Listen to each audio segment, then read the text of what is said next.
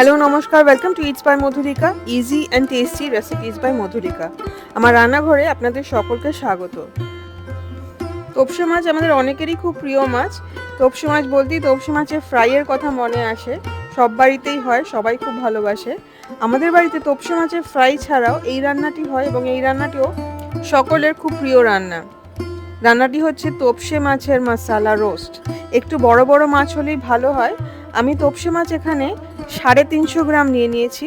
তোপসে মাছ খুব কড়া করে ভেজে নেওয়ার পরেও ভেঙে যায়, সেই জন্য তোপসে মাছের ঝোল ঝাল বানানো খুব একটা হয় না।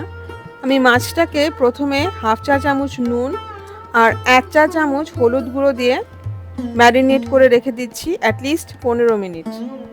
ভালো করে মাখিয়ে নিয়ে, হলুদটা একটু বেশি দেবেন তাহলে মাছ ভাজতে সুবিধা হয়। একটা মাঝারি সাইজের পেঁয়াজ কেটে নিচ্ছি, একটা মাঝারি সাইজের টমেটো কেটে নিলাম, 6টা রসুনের কোয়া লাগবে আর 2টো কাঁচা লঙ্কা এরকমভাবে কেটে নিতে হবে। পুরোটাই এবারে একটা পেস্ট করে নিতে হবে। পেঁয়াজ, টমেটো, কাঁচা লঙ্কা, রসুন একদম ফাইন পেস্ট করে নেব।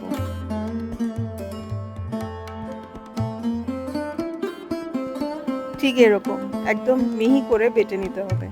এবার রান্নাটা শুরু করা যাক। আমি কড়াইতে করছি রান্নাটা। একটা কড়াইতে আমি হাফ কাপ সর্ষের তেল প্রথমে গরম করে নেব, তারপরে মাছগুলো ভেজে নেব। বেশি মাছ একসাথে দেব না, মাছ ভেঙে যেতে চায়, এবং খুব কড়া করে ভাজবো, যতটা কড়া করে ভাজা সম্ভব।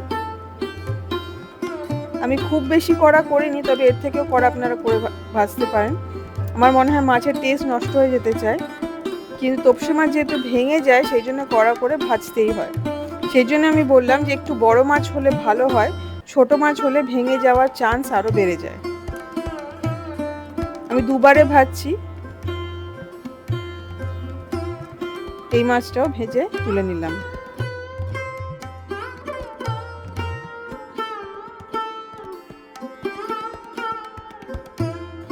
রান্নাটা শুরু করার আগে আমি একটা মশলা পেস্ট বানিয়ে নেব। তার জন্য একটা বাটির মধ্যে নিয়ে নেব হাফ চা চামচ হলুদ গুঁড়ো, হাফ চা চামচ লঙ্কার গুঁড়ো, 1 চা চামচ জিরে গুঁড়ো। জলের মধ্যে মিশিয়ে অ্যাটলিস্ট 5 মিনিট আমরা রেখে দেব, যাতে খুব সুন্দরভাবে মিশে একটা ঘন মিশ্রণ তৈরি হয়। আগেকার দিনে বাটা মশলা দিয়ে রান্না করা হতো, আমাদের সবসময় বাটা মশলা দিয়ে রান্না করা সম্ভব হয় না। এইভাবে করলে কিন্তু টেস্ট অনেকটা বেটার আসে। মাছ ভাজার যে তেলটা রয়ে গেছে তার মধ্যে 2 থেকে 3টে তেজপাতা প্রথমে ভেজে নিয়েছি। তারপরে দিয়ে দেব পেঁয়াজ বাটা 1 কাপ। এখানে পেঁয়াজ আর পাকা লঙ্কা একসাথে বাটা আছে। নুন দিয়ে দেবো স্বাদ মতো, আমি এখানে 1 চা চামচ নুন দিয়েছি। আর তারপরে দিয়ে দেব মশলার মিশ্রণটা, হলুদ, লঙ্কা আর জিরে মশলার মিশ্রণটা ভালো করে মিশিয়ে খানিকক্ষণ ভাজতে হবে। দিয়ে দেব ভিনেগার 1 টেবিল চামচ। এটা যেহেতু সামুদ্রিক মাছ, সেই জন্য ভিনেগারটা দিলে গন্ধটা এবং টেস্ট দুটোই খুব ভালো আসে। আদা বাটা দিলাম 1 চা চামচ, আর গরম মশলা গুঁড়ো দেবো 1/4 চা চামচ। এটা বাড়িতে বানানো গরম মশলা, আমি 1/4 চা চামচ দিলাম। আপনারা যদি কেনা গরম মশলা বা শাহি গরম মশলা ইউজ করেন তাহলে হাফ চা চামচ দেবেন। মশলাটা কষিয়ে ভাজতে হবে যতক্ষণ না জল শুকিয়ে তেল বেরিয়ে আসে। জল শুকিয়ে তেল বেরিয়ে আসা মানে মশলা পুরো কষে গেছে। এবারে দিয়ে দেবো টমেটো ক্যাচাপ, 1 টেবিল চামচ টমেটো ক্যাচাপ দিলাম। খুব ভালো করে মিশিয়ে নিয়ে 1 মিনিট মতো ভেজে নেব। খুব সুন্দর একটা গন্ধ বেরোবে। এবারে দিয়ে দেবো গোলমরিচ গুঁড়ো 1/4 চা চামচ। ভালো করে মিশিয়ে দিয়ে দেবো হাফ কাপ জল। এটা কিন্তু একটু মাখা মাখা হয়, খুব বেশি গ্রেভি হয় না, সেই জন্য আমি হাফ কাপ জল দিলাম। আপনারা যদি চান এটাকে ঝোল করতে তাহলে 1 কাপ জল দিতে হবে, কিন্তু এটা মাখা মাখাই খেতে ভালো লাগে। ঝোলটা ফুটে উঠলে দিয়ে দেবো ভেজে রাখা মাছগুলো। মাছ ভাজার যে তেলটা প্লেটে লেগে আছে সেটা খুব ভালো করে কাচিয়ে দিয়ে দেবো।